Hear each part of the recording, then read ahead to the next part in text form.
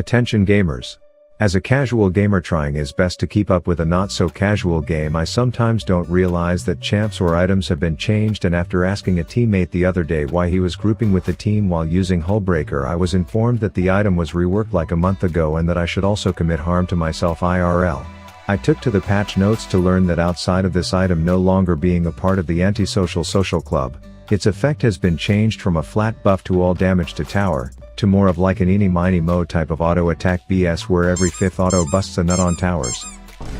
My initial thought was that while this may be a nerf to a few Swedish fish in the sea, bruisers that speed run their auto attacks would be OP, but first timing Trundle just felt a bit troll. So I thought real hard about what kind of top lane champs would become even that much more annoying with this item, and there was only one answer. It's Teemo.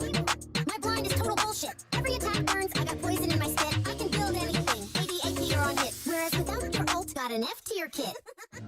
Actually, Quinn or any other AD ranged top laner would be OP, so today's video is going to show just how insane this actually is, along with a few other hull-breaking theories I tested, so please hit a Dr. Disrespect on my subscribe button and let's get into the video. So my first strategy was to publicly advertise my virginity by playing a ranged top laner only to get matched up against the little toaster in a bathtub guinea pig, which meant I would have to play around advantages like when I celebrated my birthday before him, and while there's no candles, I find something else to light for the occasion.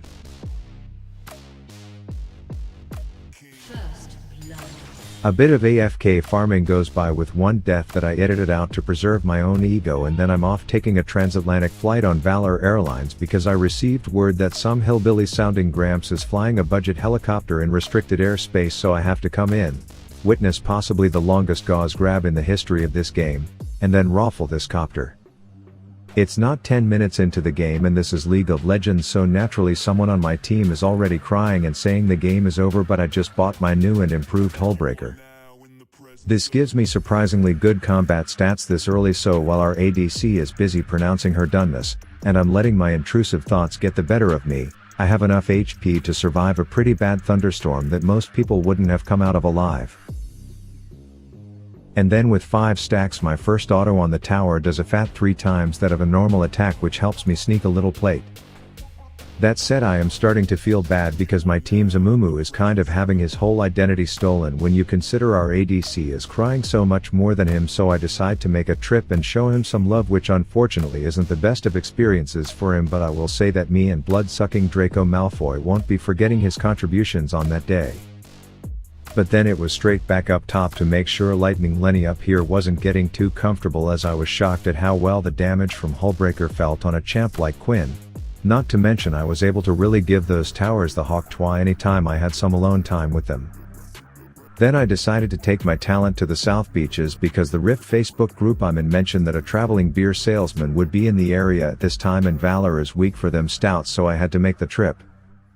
My strategy now boiled down to sitting in side lanes and bullying any Tom, Dick or Piltover mall cop in my way, as I let the ward she just placed get its credit for doing its job, while simultaneously learning myself that the movement speed on the new Hullbreaker complemented my short-term goals of murder in this particular engagement. That said, as the self-appointed airspace sheriff of the Rift, I couldn't ignore my responsibilities of keeping our skies clear, so when I heard that Amelia Earhart simp was polluting this already toxic ecosystem, I had to remind him that it won't be tolerated on my watch, all while making sure their little static rat wasn't able to go anywhere unaccompanied and things were going well. After Hullbreaker I focused on attack speed items, seeing as you can't crit towers I figured that would be a wasted stat for a build focused on vandalizing statues, as the more I attacked the more bust a nut procs I would get. And all the gold I was getting from towers was definitely making me a strong force to be feared by any Clash Day Caitlyn just trying to exist in this game.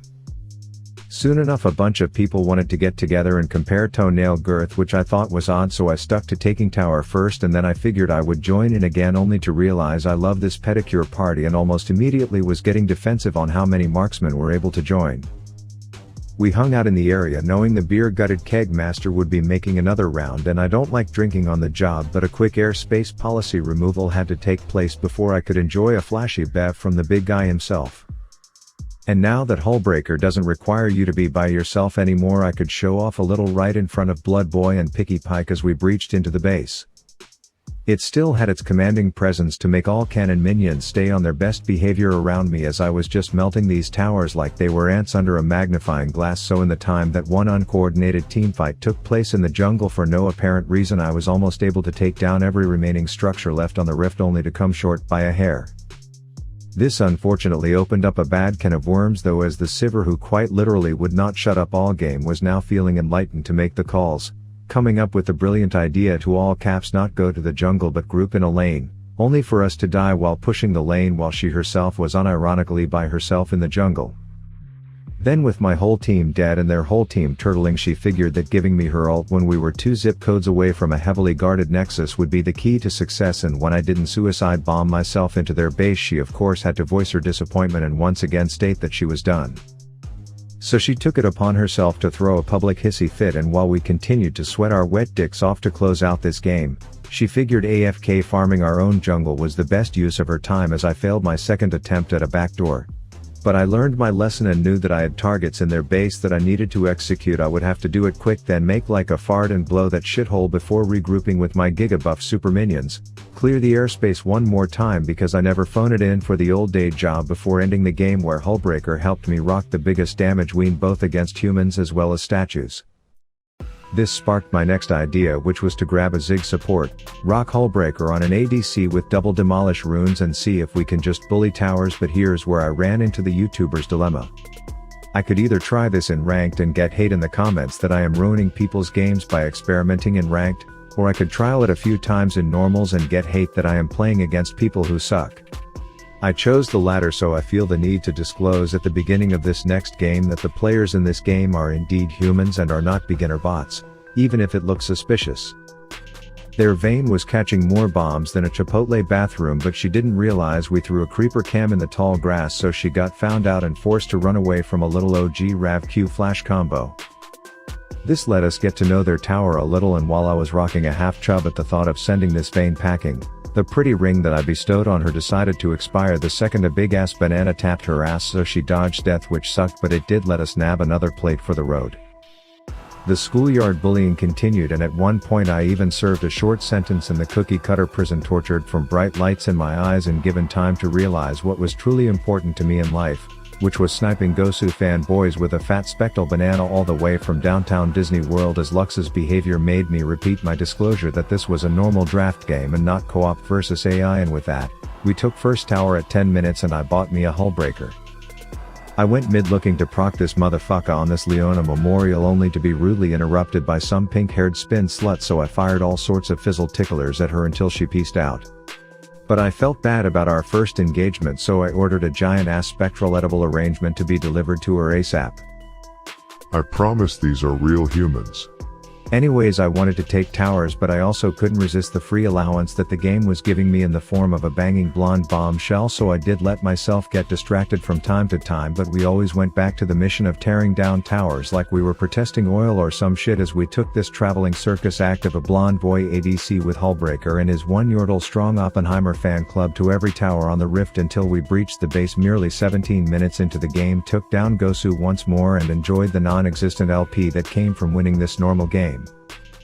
The second attempt I tried the same thing, once again opening myself up to comment cancellation by not proving this in a ranked, and once again stomping against a few very sus players that did leave me with maybe a tiny bit of suspicion myself that Riot is indeed filling normal lobbies with AI, but that may be stretching it.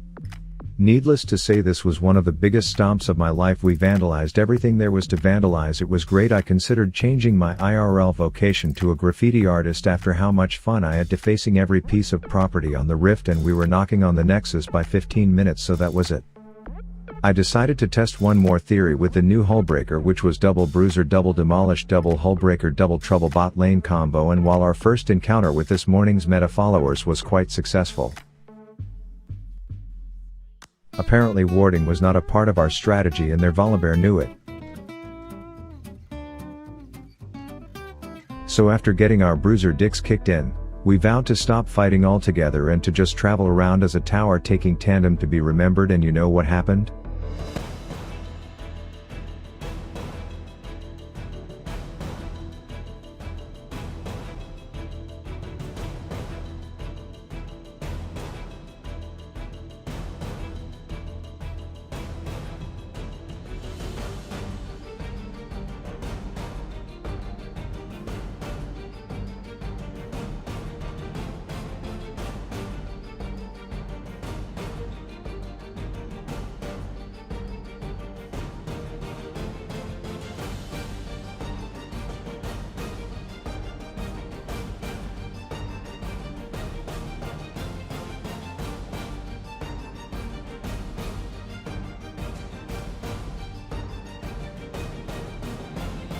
We got absolutely smoked, thank God that one was a normal so that the 13 ranked Q worshipping tryhards in my comments don't start an anti-Rav revolution.